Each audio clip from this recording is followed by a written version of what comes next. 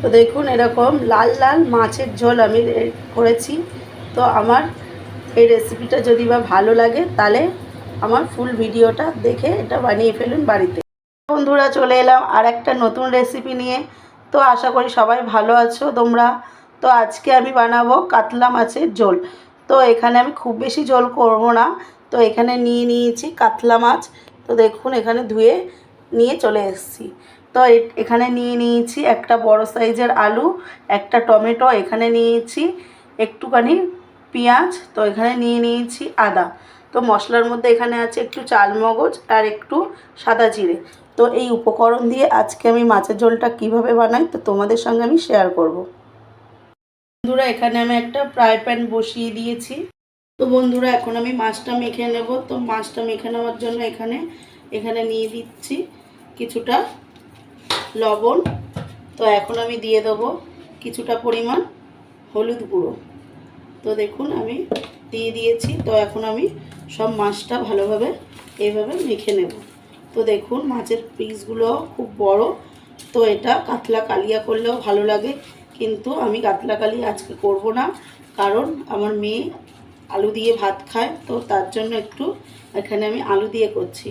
তো আপনারা চাইলে আমি একদিন আপনাদের সঙ্গে কাতলা কালিয়াটা শেয়ার করব। তো এই দেখুন এখানে আমার পুরো মাছটা মাখানো হয়ে গেছে। বন্ধুরা ফ্রাই প্যানটা আমার গরম হয়ে গেছে। তো এখন আমি দিয়ে দেবো কিছুটা পরিমাণ তেল। দেখুন আমি তেল দিয়ে দিচ্ছি।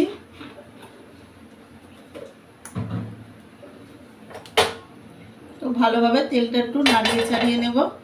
তো তেলটা আমার খুব ভালোভাবে গরম হয়ে গেছে। তো একে একে আমি সব মাছগুলো দিয়ে দেব। তো দেখুন বন্ধুরা তেলটা বেশ ভালোই গরম হয়ে গেছে। তো আমি সব মাছগুলো একে একে ফ্রাই প্যানের মধ্যে দিয়ে দিচ্ছি। দিয়ে ভালোভাবে আমি একটু ভাজা ভাজা করে নেব। তো দেখুন তো আমি খুন্তি দিয়ে দিচ্ছি বন্ধুরা।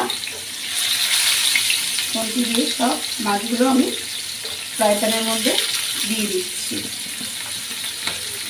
তো এটা কিছুক্ষণ এখন ভাজা করতে দিয়ে দেব।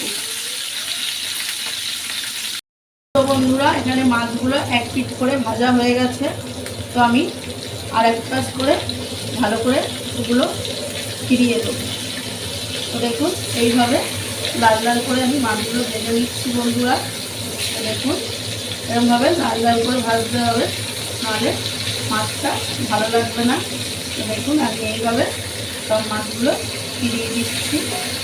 দেখুন আর একদম লাল লাল করে ভেজে নিয়েছি। তো এই মাছটা দিয়ে কাতলা কালিয়াও খুব সুন্দর হবে বন্ধুরা। তো আমি তোমাদের সঙ্গে আরও একদিন এই কাতলা কালিয়া শেয়ার করব। তো আমি মাছগুলো আবারও ভালোভাবে ফিরিয়ে নিচ্ছি। তো এখানে মাছগুলো আমার ভাজা হয়ে গেছে। তো এখন আমি তুলে নিচ্ছি। দেখুন আমি লাল লাল করে মাছগুলো একদম ভেজে নিয়েছি। দেখুন সব মাছগুলো এইভাবে আমি তুলে নেব। তো বন্ধুরা এখন আমি এই মাছ ভাজার তেলের মধ্যে আলুগুলো ছেড়ে দিচ্ছি। তো আলুগুলো আমি একটু লাল লাল করে ভেজে নেব। তো এখানে আমি হলুদ লবণ দেবো না। তো একবার মাছের ঝোল করার সময় যে হলুদ লবণ দেবো তো একসঙ্গে হয়ে যাবে। তো এখানে আমি এখন ভালোভাবে আলুগুলো একটু লাল লাল করে ভেজে নেব। বন্ধুরা এখানে আমার লাল লাল করে আলুগুলো ভাজা হয়ে গেছে। তো আমি একটা প্লেটে তুলে নিচ্ছি। দেখুন সব আলুগুলো আমি তুলে নিয়েছি। তো এখানে আমি আরেকটা পরিষ্কার কড়াই বসিয়ে দেব। তো এই কড়াইটার মধ্যে ফ্রাই প্যানটার মধ্যে হবে না, যেহেতু এখানে আমি একটা পরিষ্কার কড়াই বসিয়ে দিলাম। বন্ধুরা এখানে আমার কড়াইটা ভালো মতো গরম হয়ে গেছে। দিয়ে দিচ্ছি কিছুটা সর্ষের তেল। তো এখন আমি দিয়ে দেবো এখানে জিরে আর কালো জিরে নিয়ে নিয়েছি অল্প একটু, সেটা দিয়ে দিচ্ছি। তো এখন আমি এখানে দিয়ে দেবো কেটে রাখা টমেটো। তো এখানে টমেটো নিয়ে নিয়েছি, টমেটোটা দিয়ে দেবো। তো এখানে নিয়ে নিয়েছি দুটো তেজপাতাটাও দিয়ে দিলাম। দেখুন কিছুক্ষণ এইভাবে নাড়াচাড়া দিয়ে দেবো।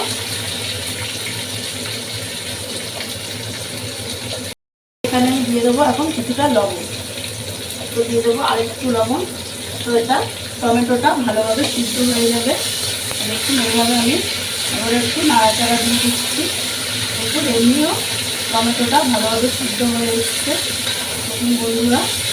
তো এর মধ্যে এখন দিয়ে দেবো আমি এখানে চাল মগজটা নিয়েছিলাম, তো চাল মগজ জিরে আদা একসঙ্গে বেটে রেখেছি, তো সেটা আমি দিয়ে দিচ্ছি। তো একটুখানি আমি চাল মগজ দিয়েছি বন্ধুরা। তো চাল মগজটা দিলে তরকারির টেস্টটা অন্যরকম হয়, তো আমি দিয়ে দিয়েছি। এটা আমি এখন ভালোভাবে একটু নাড়াচাড়া দিয়ে ভেজে নেব। এখন আমি দিয়ে দেবো এখানে পরিমাণ মতো হলুদের গুঁড়ো। তো এখন দিয়ে দিচ্ছি এখানে লাল লঙ্কার গুঁড়ো। তো এখানে আমি খুব একটা লাল লঙ্কা দেবো না, তো আমার আন্দাজ অনুযায়ী আমি দিয়ে দিচ্ছি। আপনাদের যতটা যেরকম ঝাল খাবেন তো সেরকম দেবেন বন্ধুরা। তো এখানে আমি এখন দিয়ে দিচ্ছি কিছুটা ধনে গুঁড়ো। তো এটা আমি এখন ভালোভাবে নাড়িয়ে চাড়িয়ে কষিয়ে নেব। তো দেখুন এইভাবে নাড়িয়ে চাড়িয়ে কষিয়ে নেব। তো এখানে আমি খুব বেশি তেল দেব না, তো এইভাবে কষিয়ে নিচ্ছি। তো এর মধ্যে দিয়ে দেবো এখন আমি একটু সামান্য জল, তো যাতে না মশলাটা আমার পুড়ে যায়, তার জন্য এখানে আমি সামান্য পরিমাণ জল ইউজ করেছি। দেখুন এইভাবে দিয়ে আমি ভালোভাবে মশলাটা কষিয়ে নেব।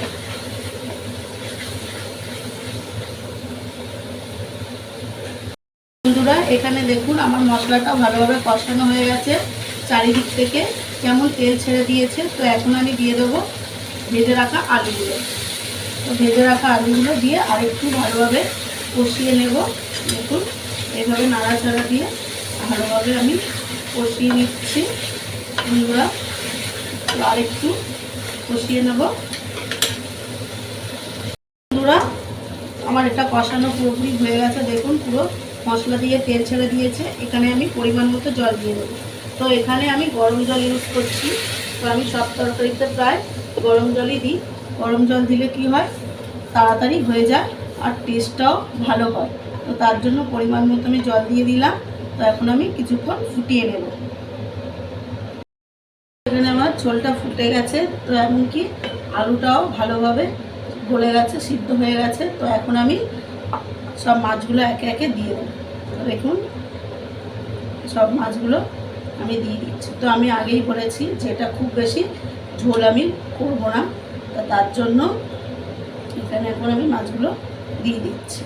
তো আরও কিছুক্ষণ আমি এইভাবে ফুটিয়ে নেব। তো বন্ধুরা এখানে আমার পুরোপুরি মাছের ঝোলটা কমপ্লিট হয়ে গেছে। তো এখন আমি একটু গরম মশলা দিয়ে নামিয়ে নেব। তো আমি একটু অল্প পরিমাণ এখানে গরম মশলা ইউজ করলাম। তো এখন আমি এটা নামিয়ে দেব। দেখুন বেশি আমি ঝোল ঝোল রাখিনি। তো এখন আমি এটা নামিয়ে নেব। বন্ধুরা আমার এখানে এই মাছের ঝোলটা কমপ্লিট হয়ে গেছে। তো এখন আমি নামিয়ে নিয়েছি। তো দেখুন কতটা সুন্দর কালার এসছে, কিন্তু আমি এখানে কোনো কালার ইউজ করিনি, এটা ন্যাচারাল কালার।